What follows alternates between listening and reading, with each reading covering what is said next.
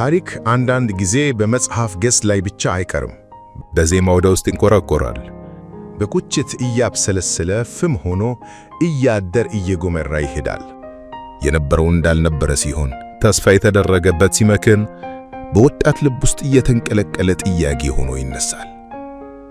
ዛሬ የምንመለከተው ታሪክ የቀድሞዋን ኢትዮጵያ ግርማ ብቻ አይደለም። ስለ ጠፋ ክብር፣ ስለ ተቆረጠ የታሪክ ትስስር፣ ስለ ተረሳ ወገን እና በመዝገብ ተከትቦ ሳይገለጥ የኖረ ታሪክን ነው። አንድ አርቲስት በሙዚቃ ያነሳውን ትውልዳዊ ጥያቄ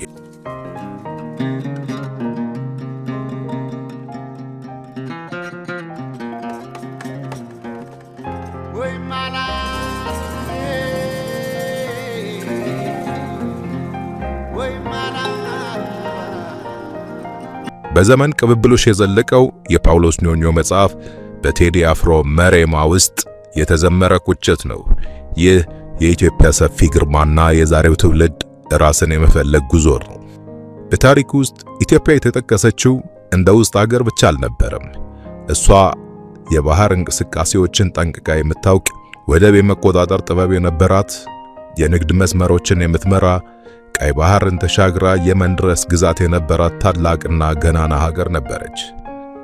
በንጉሥ ካሌብ ዘመን አክሱም ስሟ በአፍሪካ ብቻ ሳይሆን በአረብ ምድር ላይም ገናና ነበር። የአክሱም ሰራዊት ቀይ ባህርን ተሻግሮ ወደ የመን ሲገባ ጉዞ የጦር ጉዞ ብቻ አልነበረም። የስልጣኔ፣ የእምነት፣ የንግድና የማንነት መስመር ነበር። ጳውሎስ ኞኞ በታሪክ አቀራረቡ ይህንን በዘመን ያልጠቆረ ግርማ ሲያሳየን ኢትዮጵያ በዚያን ዘመን የባህር በር የነበራትና የአፍሪካ ቀንድ ብርቱና ኃያል እንደነበረች ያስታውሰናል። ያኔዋ ሀገር በድንበር ብቻ የተገደበች አልነበረችም። በራእዩዋ ዘመን ተሻጋሪ ነበረች። በኃይል ሚዛን በዘመኑ ከነበሩ የሰለጠኑ ሀገራት ጋር እኩል ትለካ ነበር። በማንነቷም ትከበር ትወደስም ጭምር ነበር።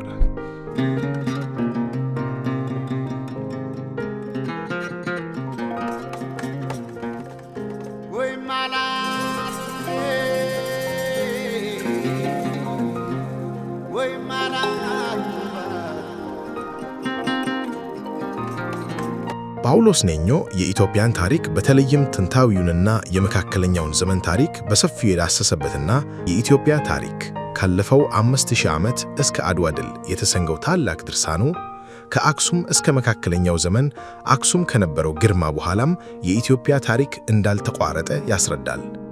በመካከለኛው ዘመን እንደ አምደ ጽዮን፣ ዘርዓ ያዕቆብ እና ሌሎች ነገሥታት ዘመን ኢትዮጵያ የአንድ ሕዝብ መንግሥት ብቻ ሳትሆን የባህር በሮችን፣ የዘይላን ጠረፍ፣ የአዳልን ምድርና የንግድ መስመሮችን በጥልቅ ትኩረት ታስተዳድር ነበር። የወቅቱ ግዛቷ በጦር ኃይል ብቻ አልተያዘም፤ በእምነት መተሳሰር፣ በንግድ ግንኙነት፣ በባህል ውህደት፣ በታሪክ መረጋገጥም ጭምር እንጂ። ይህ ሁሉ ዛሬ ለኛ የሚነግረን አንድ ትልቅ እውነት አለ። ኢትዮጵያ በትንሽ አስተሳሰብ የተገነባች ሀገር፣ የመንደር ድምር፣ የቋንቋ ግንብ ጋርዶ የያዛት ሀገር አልነበረችም። እሷ በሰፊ ራዕይ የተሰራች ታላቅ ሀገር ነበረች።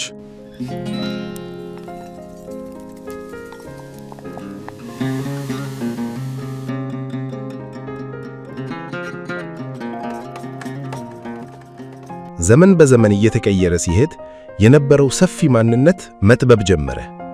የባህር በሮች ተዘጉ፣ የንግድ መስመሮች ተቆረጡ፣ የታሪክ ትስስሮች ተረሱ። ትውልድ የራሱን ትልቅ ምስል ማየት አቆመ። እዚህ ጋር ነው የታሪክ መጽሐፉና የሙዚቃው ጥበብ የተገናኙት። ጳውሎስ ኞኞ በመጽሐፍ የሰነደውን የታሪክ መዝገብ አንባቢ ትውልድ ጠፍቷል የተባለ ትችት ወዲያና ወዲህ በሚያጦዘውና ጣት ለሚቀሰርበት ትውልድ ቴዲ አፍሮ ግንባር ቀደም ሆኖለት በዜማ ያን ታሪክ ያስቃኛል። ጳውሎስ የነበረውን ክብር ያሳያል። ቴዲ ያ ክብር ሲረሳ የሚመጣውን ቁጭት ያዜማል። ማዶ ባብል የመን በሰና ከተማ ውበትሽን ያየው ስወጣም ስገባ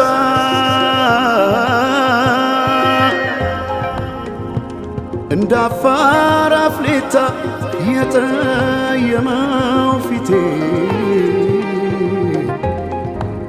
ሌላው ቢቀር እንኳን ማንነቴ ዞረሽ ቴዲ አፍሮ መሬማ ሲል አንዲት ሴትን ብቻ አይጠራም። እሱ የተረሳን ታሪክ ውክልና ሰጥቶ ነው መሬማ ብሎ የሚጠራው። የተቆረጠ የደም ትስስርን ያመለክታል። በባህር ማዶ የቀረች የአቢሲኒያ ልጅን እያነሳ ይብሰለስላል። መሬማ በዚህ መልእክት አውድ ውስጥ ምልክት ናት። የታሪክ ምልክት፣ የመለያየት ምልክት፣ የተረሳ ወገን ምልክት፣ የኢትዮጵያዊ ልብ ቁጭት ምልክት። ቴዲ በዚህ ዘፈን ውስጥ የሚናገረው ሐዘን የግል ሐዘን አይደለም።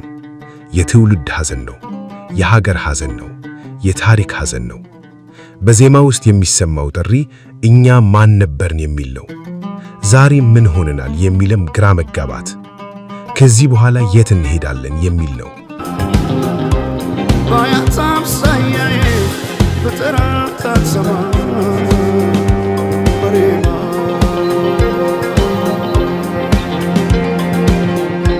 አላክዳም ወይም አልሙሐማሺን በየመን የተረሳ ወገን።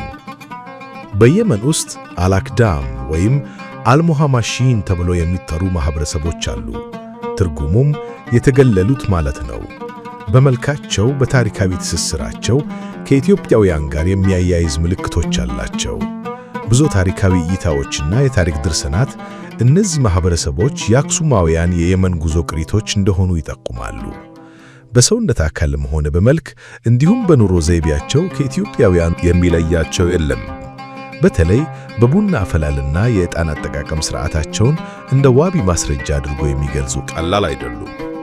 በብዙ መልኩ የሚጠቀስ ታሪክ ቢኖራቸውም ከመከራ ሊታደጋቸው የሚችል ኃይል ዛሬም ድረስ አልተገኘም። እነዚህ ሰዎች በድህነት ይኖራሉ፣ በማኅበራዊ መገለል ይገፋሉ፣ በዘረኝነት ይታመማሉ። በየመን ባለው የጎሳ ሥርዓት ውክልና የላቸውም። እነዚህ ማኅበረሰቦች የቀደመ ታሪክ እንጂ ጎሳ የላቸውም። በጎሳ አይወከሉም። ከሰው በታች እንደሆኑ ተደርገው ይታያሉ። በከተሞች ዳርቻ ይኖራሉ። መጠለያዎቻቸው አብዛኞቹ የቆርቆሮ ቤቶች ናቸው። ልጆቻቸው ትምህርት እንደፈለጉት አያገኙም። ሴቶቻቸው ከፍተኛ የኑሮ ጫናን ይሸከማሉ። ወጣቶቻቸው ወደ ክብር የሚያወጣ መንገድ አያገኙም። ይህን ሁሉ ስናይ መሬማ የሚለው ስም የበለጠ ጥልቅ ይሆናል። መሬማ የተረሳች ሴት ብቻ አይደለችም። መሬማ የተረሳ ወገን ናት። መሬማ የታሪክ ቁስል ናት። መሬማ በየመን ውስጥ የቀረች የቀድሞ አቢሲኒያ፣ የአሁኗ ኢትዮጵያ ጥላ ናት። ላላት በይ በቃ አይሆንም፣ ጠጋ ብለሽ አውጊኝ እስቲ ያለሽበት ሁኔታው እያየሽው በትካዜ የምትጠርጊው ጎዳናው አጎንብሰሽ ስትቆዝሚ ተደግፈሽ መጥረጊያው አሳዘንሽኝ እኔማ ስንታለ ሆድሽ መሬማ።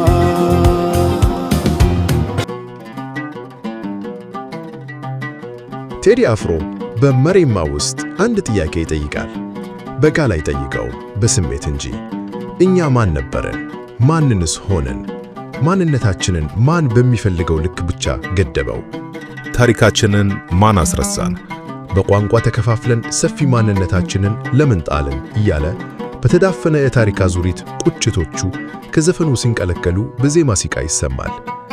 የቴዲ ዜማ በውስጡ የሚያሳየው ህመም የዛሬ ፖለቲካ ብቻ አይደለም። የዘመናት መለያየት፣ የታሪክ መቆረጥ ነው። የወገን መራራቅ ነው። የሀገር ምልክት ጥላ መሰበር ነው። በዘፈኑ ውስጥ የሚጠቀሱ የስደት ምድሮች የዛሬ የኢትዮጵያውያን ስቃይ ብቻ አይደሉም። እነሱ ትላንት አባቶቻችን በክብር የተሻገሩባቸውን ባህሮች ያስታውሱናል። ዛሬ ግን ልጆቻችን በዚያው ምድር ለሥራ፣ ለመኖር፣ ክፉ ቀንን ለማሳለፍ የሚንከራተቱበት መሆኑ ሌላው የቁጭቱ ረመጥ እንደሆነ በሐዘን በተሰበረ ልብ ይገልጻል። ይህ ነው የመሬማ ኃይል። ሙዚቃው የፍቅር ዘፈን መስሎ ይጀምራል፣ ግን ወደ ታሪክ ይገባል፣ ወደ ስደት ይወርዳል፣ ወደ ሀገር ቁጭት ይደርሳል፣ ወደ ማንነት ጥያቄ ይመለሳል።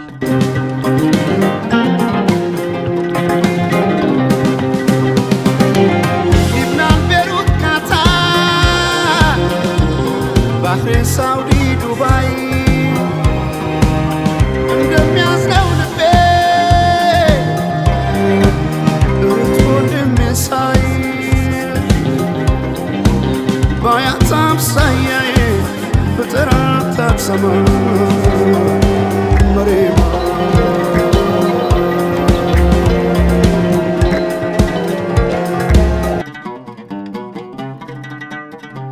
ጳውሎስ ኞኞ አንድ ታሪክ ጻፈ። ቴዲ አፍሮ ያንኑ ታሪክ በሙዚቃ ገለጠው። ጳውሎስ የአክሱምን ገናናነት ያሳያል።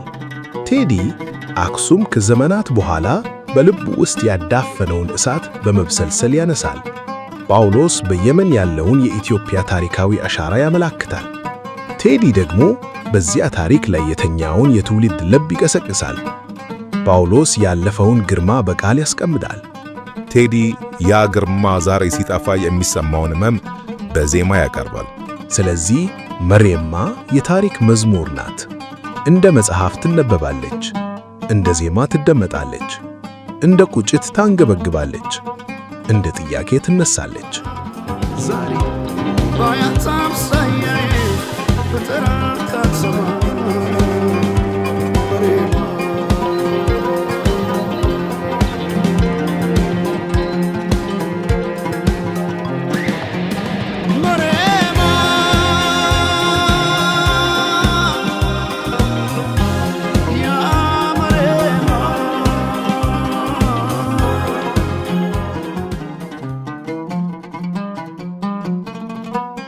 ዛሬ የኢትዮጵያ ትውልድ ትልቅ ጥያቄ ከፊቱ ተደቅኗል።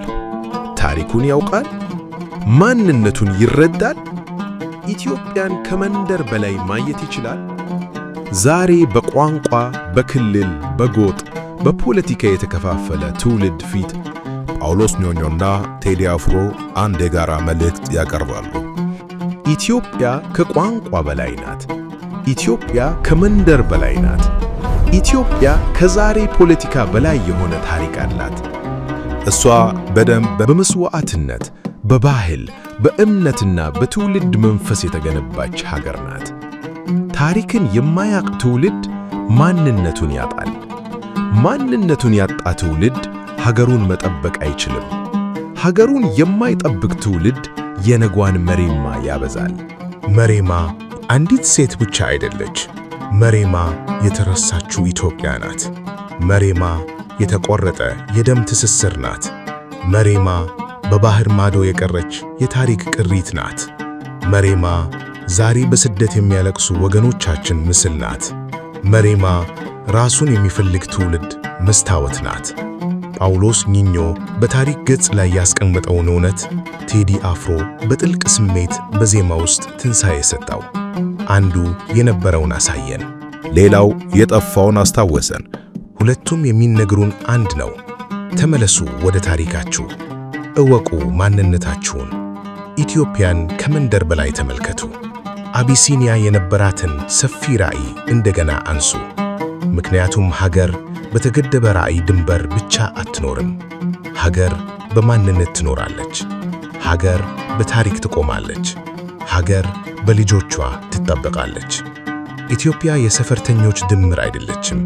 ኢትዮጵያ የታሪክ፣ የደም፣ የክብርና የመስዋዕትነት ሀገር ናት። እኛም ዛሬ መጠየቅ ያለብን ጥያቄ አንድ ነው። መሬማን እያየን ኢትዮጵያን እንዘነጋለን ወይ? ስለዚህ መሬማ የታሪክ መዝሙር ናት። እንደ መጽሐፍ ትነበባለች፣ እንደ ጥዑም ዜማ በተመስጦ ትደመጣለች።